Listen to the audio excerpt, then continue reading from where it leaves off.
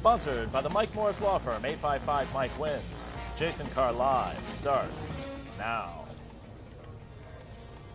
Oh, sorry. There we go. We've had some technical snafus this morning, unrelated to the breaking news that is going on right outside, about 20 yards away from where I'm sitting right now. I can see through the windows there they have police cars on the streets. Rod Maloney, concurrent to this Facebook Live and live stream that we're doing on Click On, he is also live. What are we looking at here, John? This is just outside. This is just on Howard Street, right behind us. Now, is that Rod's camera that we're looking at? This is Chester. This is the photographers out there, and then we also are looking at a view from... Can we go back to Chester's camera? Yes. Okay, so this is, if this has come up in your news feed, earlier in your feed, there was also a live stream going featuring Rod Maloney, who is reporting on this even as we speak. And so we are sort of peeking in on Rod's Facebook Live right here by doing this, and we can hear Rod. Activity earlier, but they haven't been moving around. There is activity to the right of the truck that says explosive danger, stay back 100 feet, and that is because they're suiting up a Detroit police officer in the big green outfit that you see, you've probably seen in movies, and occasionally you'll see Detroit Bomb Squad when they do their work, that it's a guy in a big metal helmet and a big padded suit, and they've been suiting him up for the better part of half hour now, and probably looking to send him into the building to see if they can get that package removed and make sure it's not anything dangerous. There are also police dogs here, or bomb squad dogs, and they've been... Okay, so that is Rod Maloney reporting live on Facebook, concurrent, appearing earlier on your news feed than this live stream on Facebook. So if you are so inclined to want to see the police investigation, downtown Detroit, bomb-sniffing dogs, suspicious package, right outside of the Local 4 studios, but presumably, and we can only guess, not related to us, we have the federal building behind us. That's what's causing all the concern. Yes. Yes. Producer John, producer Jacob, we have a follow-up. Yesterday and the day before, Kevin Dietz reporting on this case that happened 9 months ago, a woman giving birth to a baby on her jail cell floor inside the Macomb County Jail. The staff initially not believing her that she was going into labor, and finally she ended up giving birth not by C-section as was intended, but actually gave birth right there on her jail cell floor. And now, last night we had part 2 of that. She opened up to Kevin. Do we have sound from that? Yes, we do. All right, take a listen. Her name is Jessica Preston.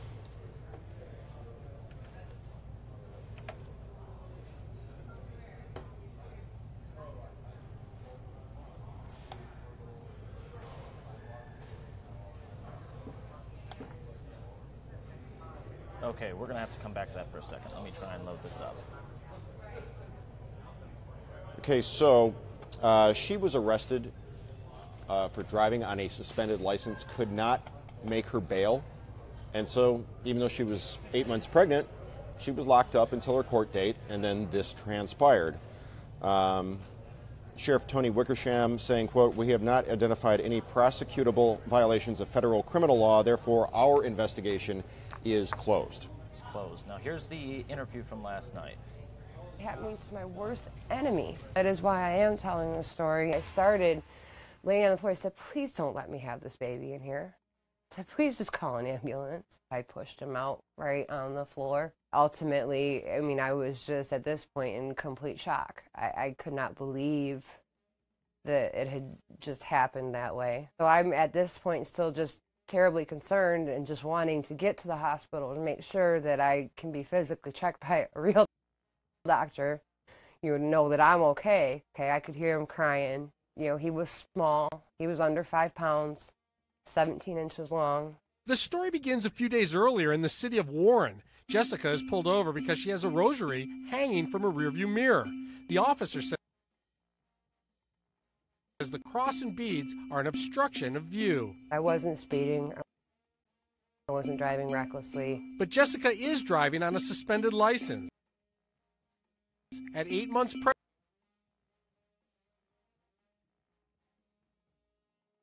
pregnant. So the aforementioned video memory issues that we're having with our computer here, hindering us somewhat, but we appreciate you staying with us. We have other things to talk about before we wrap this up today, and I go up and do Live in the D here at the top of the hour with Chuck and Tati. Spacewalk. Today in 1984, there was a picture taken of the first untethered spacewalk 320 feet away from the shuttle. Yes, my graphics are running a little That's bit it slow. right there. That right, well, why can't I? Oh, it's because my hand's not green. There it is. That's him. Bruce McCandless, the second on the 10th Space Shuttle mission. There he is right there. Challenger's fourth flight. He, can you go back to the original one, the original picture? Yes, yeah. 320 feet.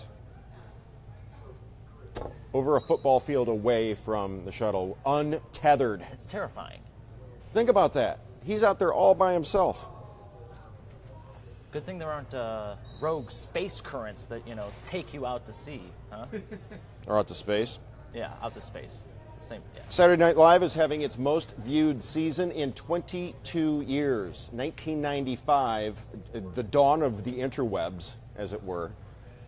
The last time SNL was enjoying this kind of attention on a consistent basis. Larry David as Bernie Sanders, Alec Baldwin as the president, Kate McKinnon as Hillary Clinton. Some of the stills from skits passed over the year. Yeah, I mean, it's just been a great season. Okay, now leave that up. Can go back there. That's Melissa McCarthy as Sean Spicer this past weekend. Got a huge response. And so now Rosie O'Donnell, encouraged by Twitter, is saying, hey, she's up for it. She's ready to play Steve Bannon, the chief POTUS whisperer. Yeah. So we'll see. We've got Alec Baldwin playing President Trump. We have Melissa McCarthy playing Sean Spicer, the White House press secretary. Now we might have perhaps President Trump's most vocal rival and target of his ire prior to becoming POTUS, Rosie O'Donnell, potentially playing Steve Bannon, who currently is being played, or I guess you could say played, by the Grim Reaper. Yes. What I also heard was Dennis Leary wants to play Conway. No. Yeah. This is the first I'm hearing of this. You see the side-by-side. It actually looks quite similar. Is there anything to update on Rod's camera, on Chester's camera? Well, we'll take a quick look at him. He's okay, so still that's on the scene.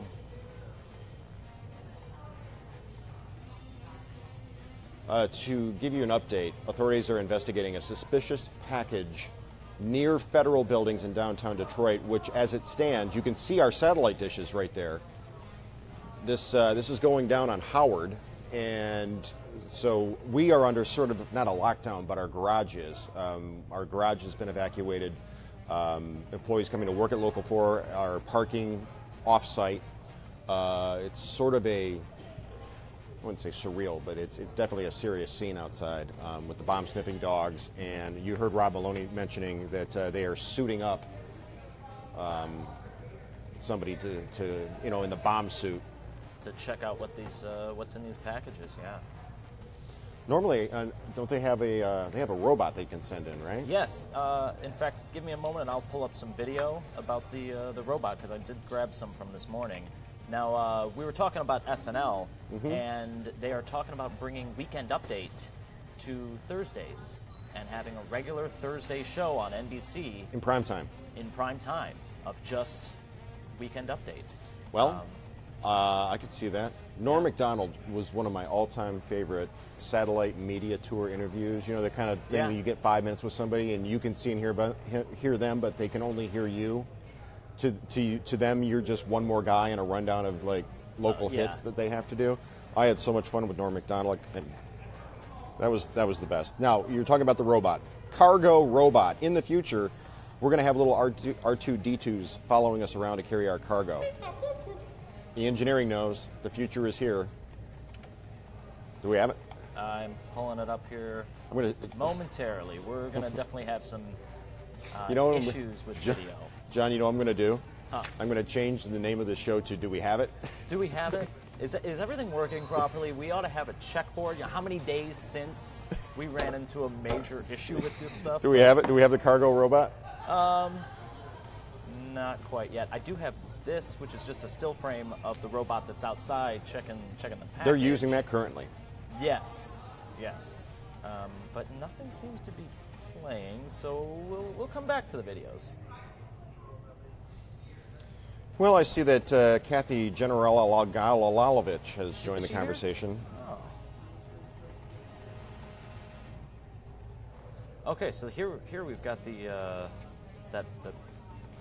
autonomous cargo robot. Okay, so what? You have like a fob in your pocket that the robot recognizes and just follows you carrying the groceries? You hold something, it follows you around. It can, I mean, right here, this video kind of explains part of what it is. It can go up to 22 miles an hour, which is kind of scary fast, but can carry, I believe, up to 20 pounds of basically whatever you want to put in the thing. And yeah, it just rolls on wheels, follows you around. You can see you can pack a little picnic. Yeah, it's not out yet, obviously, but yeah, this is something that could be more of a normality coming forward. So, You know, I mean, if you were an assignment editor and you wanted to be followed around by your scanners, yeah. you know, you could just put, Yeah. wow.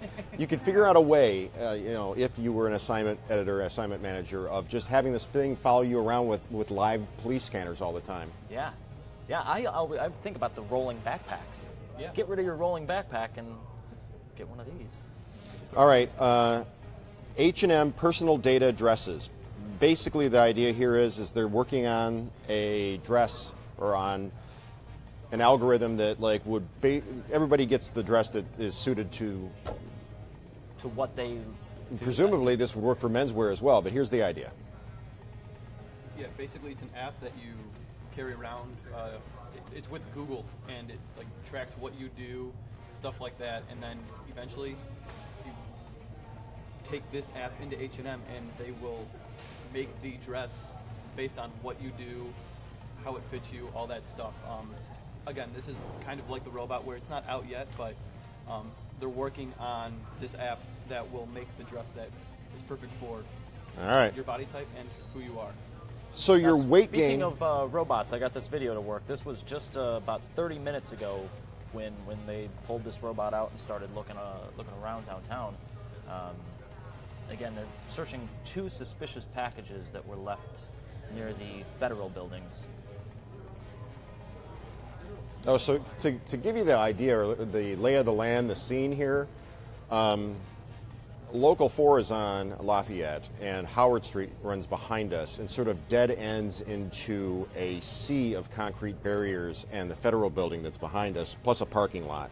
Somewhere in that abyss of concrete between our building and parking garage and the federal building, a suspicious package was left, placed, dropped, whatever the case may be.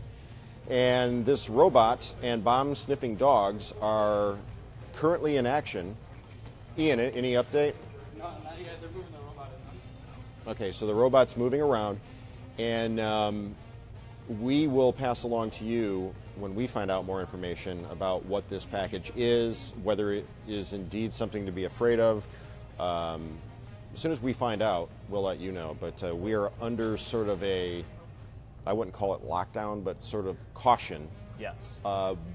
Nobody is allowed in our parking garage, which literally is, there's a wall about 20 feet from me, and on the other side of that wall is a first of its kind in the entire nation parking garage, designed, I think, by Albert Kahn back in like Kahn, yes. 1927. Yeah. Yeah. I want to say 27. It's been there 90 years, and it is, there's nobody in it, and the vehicles that are in there, we had to get all of our news trucks out at a specified time earlier, and now it's on lockdown. So all of this is going on. If I could walk through a wall in the parking garage, probably 50 yards from where I'm sitting right now, and we again are awaiting word on what this package might be. You're running out of time. You got to start heading over there here soon. Yep. save Real this for quick tomorrow. here, high school weight predictive of health. So if you're close to your high school weight, you're going to be at less risk for cancer related to obesity than if you're 35 pounds heavier than you were in high school. That ups your risk like 50%. Wow. The heavier you are over your high school weight, the more at risk that you are, according to a study.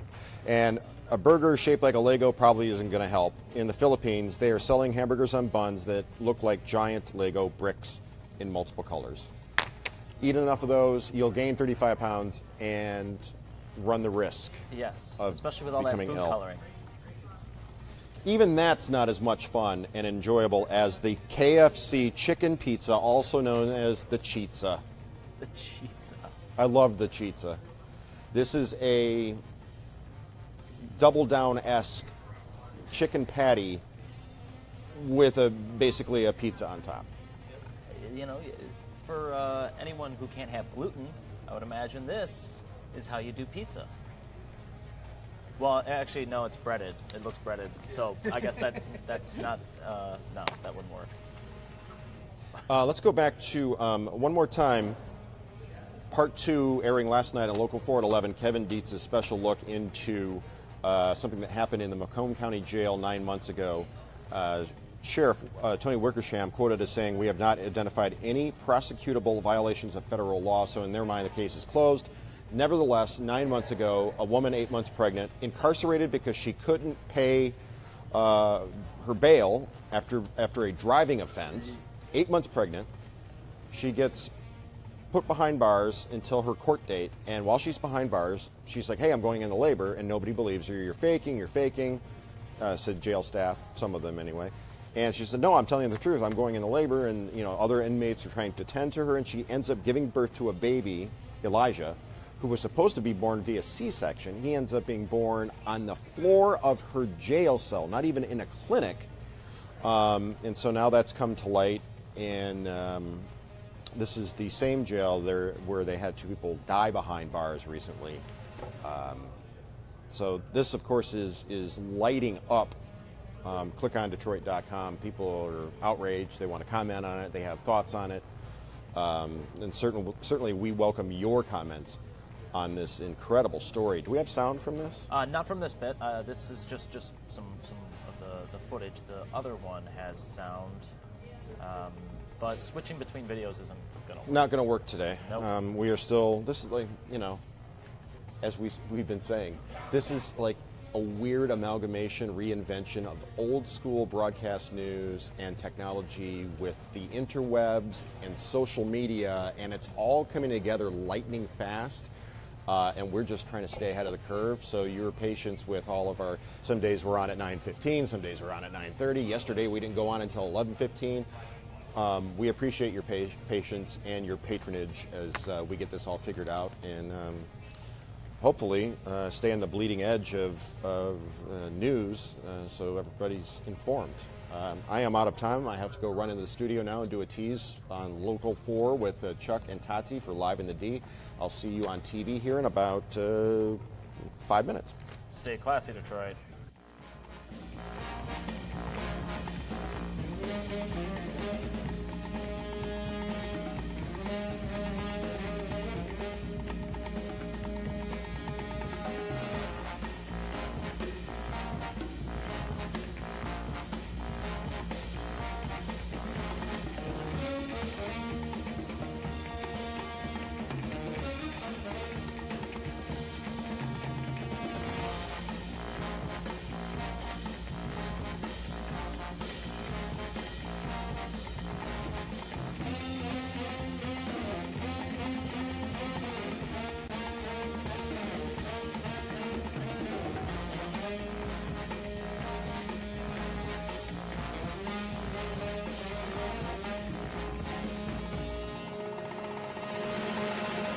Jason Carr Live was sponsored by the Mike Morris Law Firm, 855 Mike Wins.